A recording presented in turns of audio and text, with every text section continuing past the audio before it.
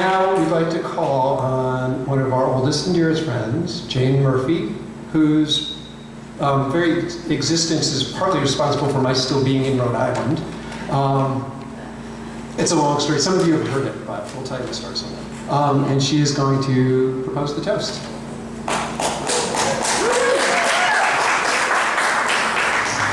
Well, that was the story that I wanted to tell, but I wanted to start by thanking Michael and Zach for sharing this with us. We're also happy to be part of your special day, and we know it took some doing to find a day when everybody could be here, and we all appreciate that. I'm particularly honored because for me, I feel that my relationship, particularly my friendship with Michael, has been about marriage right from the beginning. We have had that marriage as a theme in our friendship since we met 25 years ago. Here, many of you have heard this story. I was fired from a teaching job, and Michael was the guy they hired to replace me. And so he moved to Rhode Island. So if you didn't know Michael until he moved to Rhode Island, that's why you know him.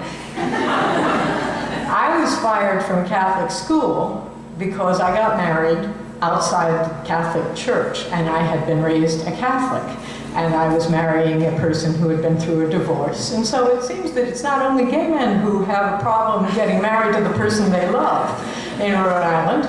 Nonetheless, we married, and Michael got my job, and 6 months later, almost to the day, I met Michael at the party, Christmas party given by our mutual friend, Ted, and I was struck by how engaging and witty and fun and kind he was right from the first evening I met him at that party. I didn't hold it against him that he got my job. It wasn't his fault after all. So the first thing he did, he saved our marriage. My husband and I were at the 6 month point, we were at an impasse. We were trying to combine our book collections. We could not agree on an organizing principle. And Michael is the guy who made a suggestion that became the compromise that has ruled our book collections, yea, these 25 years, and will continue to do so. Until, my husband does, and then I reorder them entirely my way. Nonetheless, Michael got off to a start in our friendship in this way, and it has been 25 years of admiring his kindness, his wit, his erudition, and so on. And for many of us, you probably share this feeling. We've been waiting for Michael. We waited for a long time for Michael to find someone who fit that description, someone that we thought he deserved, someone as kind maybe, or as clever, or as funny as Michael. And then he did even better. And found Zach.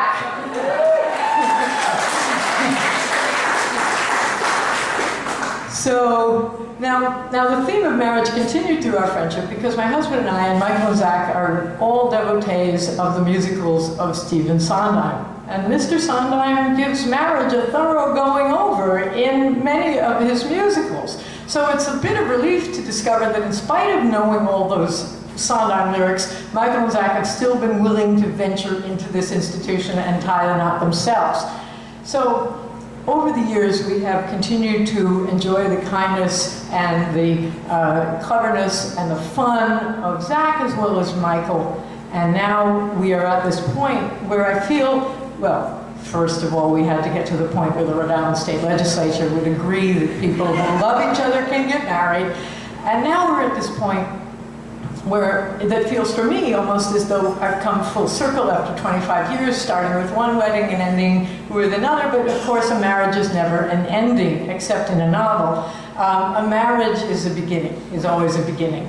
So we all here today, Michael and Zach, want to say that we will enjoy continuing to be present with and enjoy your kindness and your wit, and to pledge to support you in your marriage in the way that you have supported many of ours. So ladies and gentlemen, raise your glass And here is the toast to kindness and to married love to Michael and Zach.